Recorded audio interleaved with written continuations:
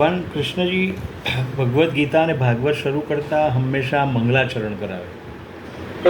અને મંગલાચરણ કરવાથી શું થાય કે એમનું સ્મરણ અને નિધિધ્યાસન થાય. નિધિધ્યાસન એટલે સ્મરણ કરો, નિધિધ્યાસન થાય. અને એના કરવાથી જે અંદરના આપણી જે શક્તિ છે, ગુણ છે, એ ખીલી ઉઠે. અને એમને એમ કહી શકાય કે તમે મારા પર એવી કરુણા કરો કે જે મારી વાણીમાં આપ બિરાજમાન થાઓ અને મારી વાણી દ્વારા હું જે કંઈ થવું એમાંથી સત્ય પ્રગટ થાય.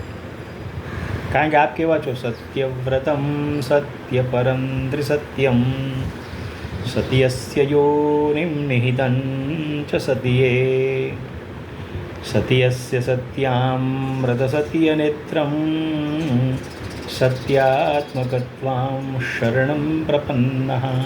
કે આપ સત્ય સંકલ્પ છો પ્રભુ, સત્ય સ્વરૂપ છો. સત્યમ ત્રિપરમ સત્યમ અપી અસ્તિ ભવાન. ત્રિસત્ય છો, સત્યમ પરમ. અને એવા પરમેશ્વર ત્રિગુણાતીત એ શ્રી કૃષ્ણચંદ્ર પરમાત્મા છે, એવા આપનું ધ્યાન કરું છું. કારણ કે ભગવાન શ્રી કૃષ્ણ જ્યારે પ્રગટ થયા ત્યારે દેવતાઓ દ્વારા સ્તુતિ કરવામાં આવેલી. દેવતાઓ દ્વારા અને ખાસ કરી નારદજી દ્વારા, બધાના દ્વારા આ સ્તુતિ કરવામાં આવી કે સત્ય સંકલ્પ સ્વરૂપે આપ છો અને આપ હવે પ્રગટ થઈ રહ્યા છો. ક્યાં? દેવકીના ગર્ભમાં. અને દેવકીના ગર્ભમાંથી આપ પ્રગટ થઈ રહ્યા છો જેલની અંદર. ત્યારે પ્રસન્નતાપૂર્વક દેવતાઓ આ સ્તુતિ કરે છે. સત્યવ્રતમ સત્ય પરમ ત્રિસત્યમ. પરમ ત્રિસત્યમ છો આપ. પરમ, આ પરમ શબ્દ એકના માટે જ વપરાય, પરબ્રહ્મ માટે વપરાય, સર્વશ્રેષ્ઠ માટે વપરાય. બરાબર. પરમ ત્રિસત્યમ પ્રત્યે પૂજ્ય કોઈ બી સ્વામીને આપણે કહીએ પરમ પૂજ્ય. હા, તો પરમ શ્રેષ્ઠ છે પરમેશ્વર. એવા સામર્થ્યવાન ભગવાનને એવી પણ વંદના કરવામાં આવે છે. અને પછી ઉદ્ધવજીનો જે મેં આપને વાત કરી કે ઉદ્ધવજી કેવી રીતે કહે છે કે ઉદ્ધવજી પ્રશ્ન પૂછે કે પ્રભુજી મને આપના દર્શન આપો, આપનું ગુણાનુવાદ કેવી રીતે કરી શકું? અને ઉદ્ધવજી સ્વયં કહે છે કે મને તમે એ રીતે યાદ કરો. પરમેશ્વર કહે છે ન તથા મે પ્રિયતમ આત્મયોનિર્ન શંકર. ભગવાન કહે છે ન ચ સંકર્ષણો ન શ્રીનૈર્વ આત્મના ચ ભવાન યથા. એ કહે કે જો હે પ્રિયતમ, પોતાનો ભક્ત છે એટલે પ્રિયતમ શબ્દ પ્રયોગ વાપરે છે ભગવાને કે ન તથા મે પ્રિયજન આત્મયોનિર્ન શંકર. દેવતાઓના બધા દેવતાઓ હોવા છતાં પણ, શંકર હોવા છતાં પણ, અને શંકરષ્ણ એટલે પોતાના ભાઈ, હા, તેમને પણ એ હું પ્રિય નથી. એટલા મને પ્રિય નથી એટલું તું મને પ્રિય છે, એવું આપણે ઉદ્ધવજીને કહ્યું. ભાગવતના 11મા સ્કંદમાં આવે છે, 14મો અધ્યાય છે અને 15મો આ શ્લોક છે. પછી ભગવાન કહે છે ન સાધયતિ મામ યોગો ન સાંખ્યમ ધર્મ ઉદ્ધવ. હે ઉદ્ધવ, અગર કોઈ એમ સમજતો હોય કે સાંખ્ય યોગથી મને કોઈ જીતી જશે અથવા પામી જશે તો એ વાત ખોટી છે. કેટલી સરસ વાત કરે છે. ન સાધયતિ મામ સાંખ્યો યોગ ન ધર્મ ઉદ્ધવ. બીજા સાંખ્ય યોગ ધર્મથી મને કોઈ પામી શકવાનું નથી. પછી ન સ્વાધ્યાય તપસ ત્યાગો. કોઈ એમ કે હું સતત સ્વાધ્યાય કરું અને હું પામી લઈશ તમને ભગવાન, તો એ મારી કરુણા વગર તું સ્વાધ્યાય કરીશ તો પણ તને એ હું પ્રાપ્ત નહીં થવું. સ્વાધ્યાય તપ તું પણ મારી કરુણા સિવાય નહીં કરી શકે. બસ ત્યાગ.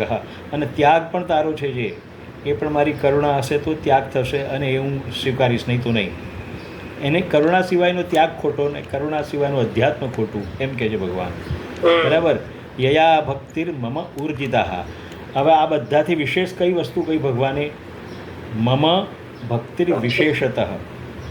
એટલે મારી જે ભક્તિ કરી રહ્યા છે એ ભક્તો માટે હું આ ત્રણને કેન્સલ કરી નાખું છું મારા જીવનમાંથી. હવે કોઈ એમ કહે ને આમ ચેલેન્જ મારીને કે હું અધ્યાત્મવાદી છું, કે હું હંમેશા સ્વાધ્યાય કરું છું, કે હું તપ કરી રહ્યો છું, ત્યાગ કરી રહ્યો છું, તો ભગવાન કે શાંતિ રાખ, શાંતિ રાખ. એ તો તે કારણ વશાત કર્યા છે. પોતાનું એક કાર્ય અને કારણ લઈને બેઠો છે તું. બરાબર. અપેક્ષા રાખી છે મોક્ષની તે, પણ નિરપેક્ષ ભાવ કોનો છે? ભક્તનો છે.